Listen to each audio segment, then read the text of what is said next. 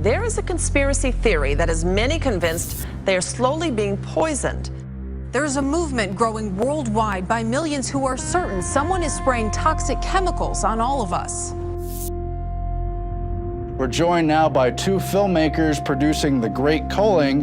It is a follow-up to What in the World Are They Spraying? Great film on the geoengineering and chemtrail phenomenon. We have it here at the InfoWars store.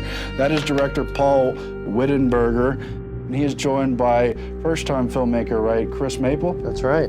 Thanks for coming on, guys. Yeah, thanks for having us. We don't feel like the government is telling us the truth. And every time we discover that they aren't, we are verified that the government is covering up too many things that are really important for us.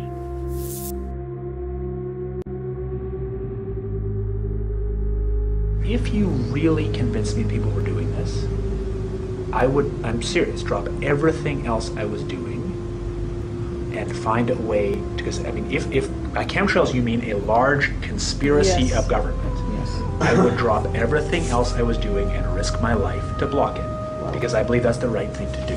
Beautiful.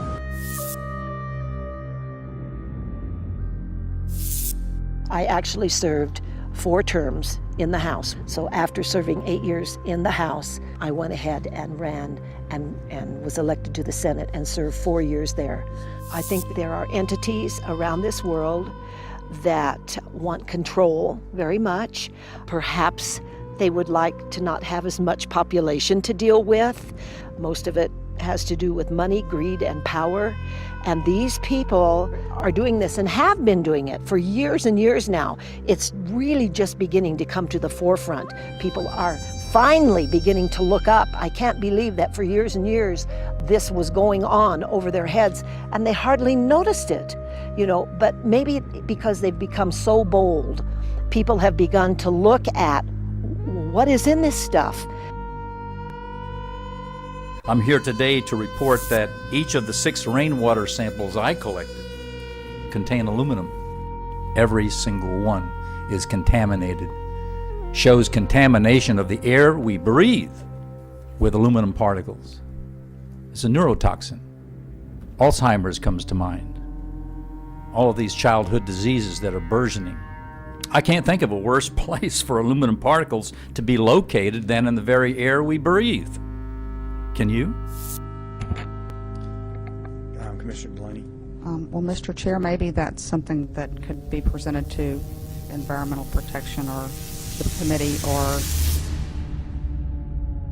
The current program to try to actually change the entire globe's weather and to test how to manipulate the weather systems started in the mid-1990s. That's when suddenly ice crystal trails that had always gone away in seconds, max minutes, began to persist, even at low levels in hot weather or cold weather or at different altitudes. And you'll see trails right beside each other that dissipate, that are ice crystals, next to trails that don't dissipate and turn into huge cloud banks. My name is Rosalind Peterson, and I'm president of the Agriculture Defense Coalition. What I did is that NASA kept saying, well, we have short-lived or we have contrails that persist. They kept saying, but it was all the same type. They pretended like it was all the same type. When I started photographing, I realized that there were different types of jet trails and they formed different kinds of clouds. They produced different kinds of formations. Their persistence was different. So I began to document what was going on in the skies with this poster. My name is Clifford E. Carnicum, and I live in Santa Fe, New Mexico. You know, let's go through these terms of contrail versus aerosol and whatever and try to make sense of this. You know, the only consistent thing I do see are actual true contrails. It's the only thing in the sky on a daily basis that looks the exact same way. Every time you look at it, no matter how far away it is, no matter what angle you're looking at it. Look at this. This is beautiful, by the way. Yeah. This is what a contrail is supposed to look like, Paul. Contrail, exactly. That's exactly. That is a contrail. That's a nice, pretty one. Oh, that's beautiful to watch it. Yep. It just dissipates at the same speed as the nose moves, the tail evaporates. And, you know, you need 40-something below zero to have that happen, you know? And that's great. It is so beautiful. My name is Francis Mangels. I'm a master gardener, 35 years as a scientist with USDA, several degrees, for instance, bachelor's in forestry, master's in zoology. They're talking about the possibilities, but they're doing it already. And all these lab reports that are floating all over the internet prove that they are doing it already. And we have contacted the military, and the military just says, we don't have to tell you anything.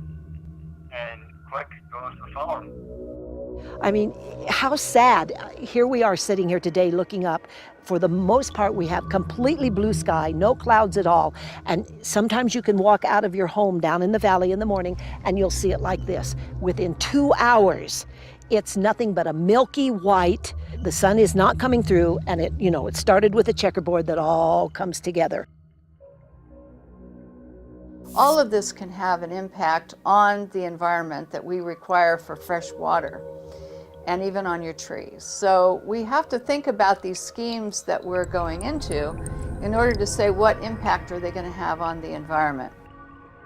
If we breathe increased particulate matter, more of us will die.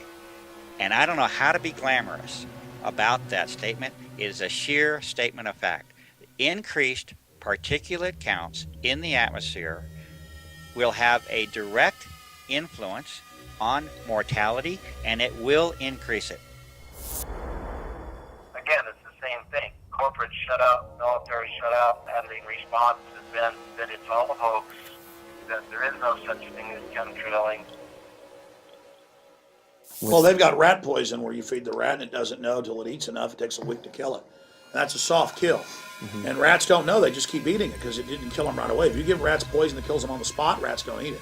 They're smart enough when they see their buddy flop over and die. But if it's slow and it degenerates, okay, the numbers are going up. The government's trying to figure out why everybody's dying or getting sick. You know, why 10-year-olds are getting neurological disorders. Mm-hmm. Because there is a war against you. There is a war against your health because your illness is profitable, your health is not. There is a war against your survival because slaves have to be fed, and it's often more convenient to just breed them when you need them. And there is a war against your information flow and your knowledge because the best slave is the slave who believes he is free.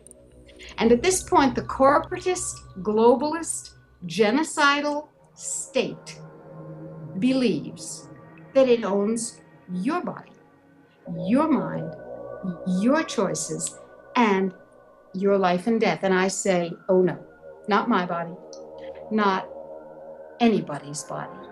Like I've heard some people say they want to have some mass killing population. I think, if I was going to do that, why would I spray poisons from aircraft? I just put it in water or food. So I'm just trying to sort of understand the sequence of thinking that's going on here. People have an unbelievable range of motives, including enormously wonderful altruistic motives and enormously evil motives. So there's nothing you can tell me about some corporate or government person that I'll say is impossible, because I believe essentially any motives are possible. I mean, and that's what I think was the fuel for this film, because once we, kept hearing these heavy metal contaminations, whether it be in the food, air, or the water, it really sunk in as far as what a perfect way to control the population.